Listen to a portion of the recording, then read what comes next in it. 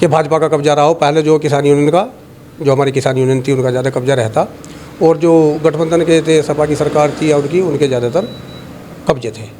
क्योंकि मुझे पता है 2024 का लोकसभा चुनाव सिर पर है, तो कहीं ना कहीं भाजपा जैसे सहकारी संघ, जो गन्ना समिति, अन्य जो एक छोटे छोटे जो संघ और जो समितियां बनी हैं नए पंचायत पर, ब्लॉक स्तर पर, लोकसभा चुनाव की तैयारियों को लेकर कहीं ना कहीं भाजपा का ये एक तरीके से एक रणनीति मानी जाएगी। क्योंकि इन संघों के माध्यम से, क्योंकि किसान जुड़े रहते हैं और किसानों के बीच में पार्टी को मजबूत करने का काम ये भाजपा कर रही है। क्या आप इस रणनीति की ओर ये भाजपा का कदम है? देखिए, भाजपा एक चुनाव होता है और दूसरे चुनाव के मूड में जाती है।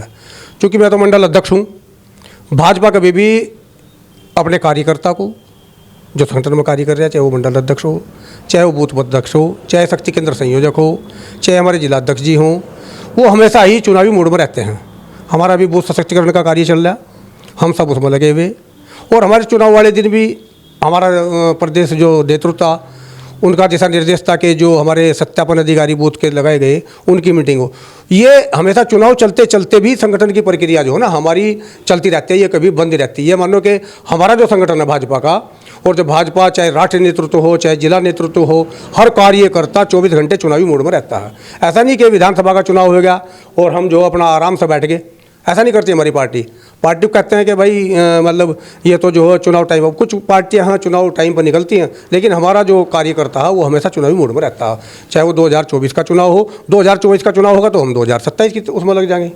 तो हमेशा ही जो हमारी भाजपा जो पार्टी है वो चुनावी मूड में हमेशा रहती है। 2024 का लोकसभा चुनाव सिर पर है, तो कहीं ना कहीं आप त्यागी समाज से भी एक जुड़कर आते हैं, और श्रीकांत त्यागी का अपने विश्वास में लेना चाहिए और बैठ मिलकर कहीं ना कहीं, चूँकि नुकसान जो हो, चाहे 2 वोट का हो चाहे 4 वोट का हो, नुकसान होता है। और हमारी जो भाजपा पार्टी है वो किसी को ना तो नाराज़ करना चाह और सबको साथ लेकर चलना चाहती है, चूँकि इनका एक नारा भी है, सबका साथ, सबका विकास, सबका विश्वास।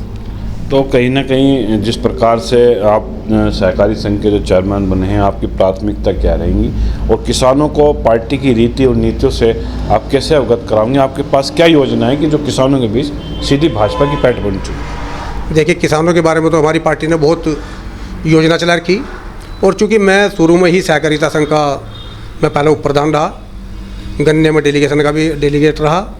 बाकी अब मैं अभी मंडल अध्यक्ष हूँ, और इस जो ये बीज संघ में शुरू में पहुँचा। मुझे पता है कि वहाँ पर जो भी समस्या होगी, बीज संघ पर हमें खाद भी उपलब्ध होना चाहिए और आपका डाई भी उपलब्ध होनी चाहिए। तो मैंने देखी जैसी वहाँ की स्थिति जो संतोषजनक नहीं है, वहाँ की बिल्डिंग भी ख़राब है, तो हम देखेंगे कि हमारा जो किसान है, अगर उसे किसी समिति पर खाद ना उपलब्ध हो तो वहाँ पर हमें खाद उपलब्ध कराएं, और किसान की जो भी समस्या होगी हमारे संबंधित, सहकारिता के संबंधित, तो हम जो दूर करने का प्रयास करेंगे। देखिए, मेरा आपसे आखिरी सवाल, और बहुत कटु सवाल होगा। आप चुनाव लड़े और कहीं ना कहीं आपकी ही पार्टी के जो एक वोटर थे, जो आपके चुनाव में जो डेलीगेट भी उनको माना जाता था, और पार्टी के पुराने पदों पर भी, चुनाव के दिन उनका अचानक गायब हो जाना, तो क्या पार्टी के अंदर फूट का ये परिणाम नहीं था? देखिए, वैसा तो मैं ये विश्वास नहीं करता, लेकिन फिर भी हो सका ही कुछ बात हो। बाकी नरेंद्र पंडित जी जो है हमारी पार्टी के बहुत वफादार और संघ परिवार से भी आते हैं, तो उनकी क्या कारण रहा, क्या वजह रही, बार बार उन्हें फ़ोन भी मिला, स्विच बंद है, तो वो विशेष करके वही बता सका। मैं उसको कोई टिप्पणी ऐसी नहीं करनी चाहूँगा। बाकी मुझे विश्वास था कि अगर वोट गिरने के लिए आओगे तो भाजपा की गिरेंगे, किसी और की नहीं देने के। अब वो अनुपस्थित क्यों रहे, ये उनका एक वो है, मतलब मैं उसको अभी टिप्पणी नहीं करना चाहता, क्योंकि मुझे उस बारे में अभी कुछ पता नहीं। रूठे कार्यकर्ताओं को कैसे मनाएंगे? रूठे बहुत हैं, बहुत कार्यकर्ता रूठे हैं, बहुत नाराज़ हैं। बताया जाता है कि जो कैडर के कार्यकर्ता घर बैठे हुए, उनको कैसे चुनौती, वो भी एक बहुत बड़ी चुनौती रहेगी। देखिए, जब बड़ा परिवार होता है ना, जब बड़ा परिवार होता है तो परिवार में भी वो होता है, लेकिन जब किसी दूसरे के साथ में झगड़ा होता है ना हमारा, तो वो चाहे रूठे हुए हैं, चाहे भागे हुए हैं, चाहे जैसे हैं, वो एक हो जाते हैं। आपने देखा होगा जब परिवार में आपस में लड़ाई होती है तो भाई भाई जो लड़ते हैं, लेकिन जब दूसरे के साथ में लड़ाई होती है तो आपने देखा होगा भाइयों की बोलचाल नहीं होती आपस में, लेकिन वो भी अंदर से जो ना लड़ लेकर भागता है, बोलचाल नहीं हो रही, लेकिन वो जो अपोजिट पार्टी का होगा उसे मारने के लिए भागेगा। जब उससे पूछेंगे क्या हुआ भाई, बहुत नाराज़ हैं। बताया जाता है कि जो कैडर के कार्यकर्ता घर बैठे हुए, उनको कैसे चुनौती, वो भी एक बहुत बड़ी चुनौती रहेगी। देखिए, जब बड़ा परिवार होता है ना, जब बड़ा परिवार होता है तो परिवार में भी वो होता। लेकिन जब किसी दूसरे के साथ में झगड़ा होता है ना हमारा, तो वो चाहे रूठे हुए हों, चाहे भागे हुए हों, चाहे जैसे हों, वो एक हो जाते हैं। आपने देखा होगा जब परिवार में आपस में लड़ाई होती है तो भाई भाई जो लड़ते हैं, लेकिन जब दूसरे के साथ में लड़ाई होती है तो आपने देखा होगा भाइयों की बोलचाल नहीं होती आपस में, लेकिन वो भी अंदर से जो है ना लड़ लेकर भागता है, बोलचाल नहीं हो रही, लेकिन वो जो अपोजिट पार्टी का होगा उसे मारने के लिए भागेगा। जब उससे पूछेंगे क्या हुआ भाई, मेरा भाई है यार, तुम्हारा तो आपस में झगड़ा था, मेरा आपस में झगड़ा था, लेकिन मेरा जो है ना कहीं ना वही कहावत है कि ज्वल और कुल कब मिल जाए कुछ पता नहीं।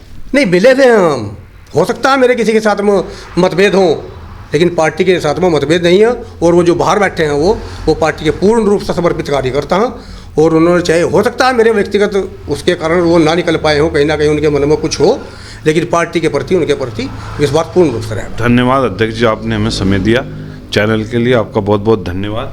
धन्यवाद भाई साहब। आप तो आप देख सकते हैं ये थे भाजपा के मंडल अध्यक्ष, वरिष्ठ पदाधिकारी, किसान सहकारी समिति जो संघ है उसके चेयरमैन बने हैं। लेकिन हमने इनसे बिल्कुल दिल खोलकर बात की और इनसे पूछा कि क्या चुनाव के जो आपने जीता है क्या एजेंडा रहेगा। लेकिन कहीं ना कहीं 2024 में भाजपा के लिए रूठे कार्यकर्ताओं को मनाना भी एक बड़ी चुनौती है। आपने एक 1980 के दशक का एक गाना आया था, आपको मैं बताना चाहूँगा 2 लाइनों के साथ कि रूठा है तो मना लेंगे, फिर भी ना माना तो देकर खिलौना बहला लेंगे। क्या भाजपा 2024 में इसी पैटर्न पर काम करने जा रही है? हमारे साथ बने रहिएगा। लोकसभा चुनाव और निकाय चुनाव की हम लगातार आपको अपडेट देते रहेंगे। बीजीटी न्यूज़ के लिए सहारनपुर से प्रशांत त्यागी की रिपोर्ट। जी, मेरा आपसे अगला सवाल है, क्योंकि लोकसभा चुनाव 2024 में जो होने वाला है और कहीं ना कहीं पश्चिम यूपी में 12.5% त्यागी समाज का वोट होता है और आप त्यागी समाज से ही, और आपको बाकायदा चेयरमैन भी बने हैं, एक सहकारी बसेड़ा में भी सहकारी समिति में त्यागी समाज से चेयरमैन बने। तो लेकिन इससे बेहतर मेरा ये सवाल है कि 2024 का इलेक्शन है और नगर निकाय का चुनाव है, कहीं ना कहीं पश्चिम यूपी का जो त्यागी समाज है या जिस समाज से आप बिलोंग करते हैं वो कहीं ना कहीं पार्टी से श्रीकांत के मुद्दे को लेकर नाराज है। इसको लेकर पार्टी के पास क्या रणनीति और किस प्रकार इस रणनीति से पार्टी बाहर निकल के आएगी, इस चक्रियों को तोड़ पाएगी? देखिए, जो त्यागी प्रकरण है श्रीकांत जी का, इसमें हमारा जो शीर्ष नेतृत्व है वो भी लगा हुआ होगा, मेरे हिसाब से लगा हुआ होगा, क्योंकि हमारी पार्टी जो किसी को भी कहीं भी खाली नहीं छोड़ती। और जो समाज की बात है, श्रीकांत जी भी अपने हैं और पार्टी भी अपनी ही है, तो जो भी कुछ हुआ उसका बैठ कर कहीं ना कहीं समाधान जरूर निकलेगा। और त्यागी समाज पूर्ण रूप से भाजपा में रहेगा। बाकी जो त्यागी श्रीकांत प्रकरण की बात है तो उसके बारे में मुझे नहीं लगता कि हमारे नेतृत्व जो हो उससे बात ना करें, कहीं ना कहीं उनकी बात चल रही होगी, लेकिन वो बड़े स्तर का मामला। मैं एक छोटा सा बहुत कार्यकर्ता मंडल अध्यक्ष हूँ।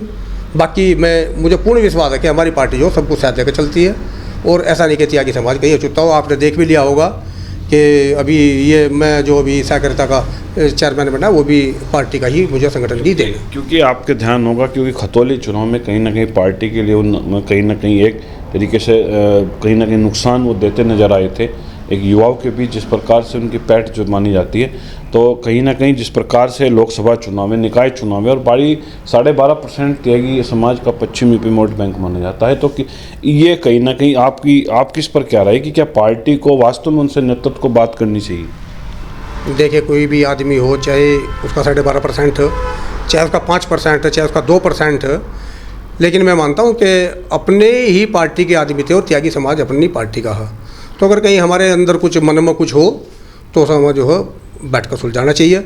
चूँकि मैं ज़िले सहारनपुर से आता हूँ और वो उधर नोएडा ज़िले से आते हैं, गाज़ियाबाद से, तो उधर के जो नेता हैं उन्होंने अपने विश्वास में लेना चाहिए और बैठ मिलकर कहीं ना कहीं, चूँकि नुकसान जो हो, चाहे 2 वोट का हो चाहे 4 वोट का हो, नुकसान होता है। और हमारी जो भाजपा पार्टी है वो किसी को ना तो नाराज़ करना चाह और सबको साथ लेकर चलना चाहती है, चूँकि इनका एक नारा भी है, सबका साथ, सबका विकास, सबका विश्वास।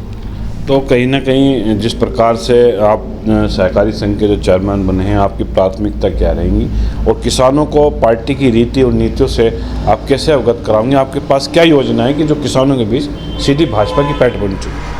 देखिए, किसानों के बारे में तो हमारी पार्टी ने बहुत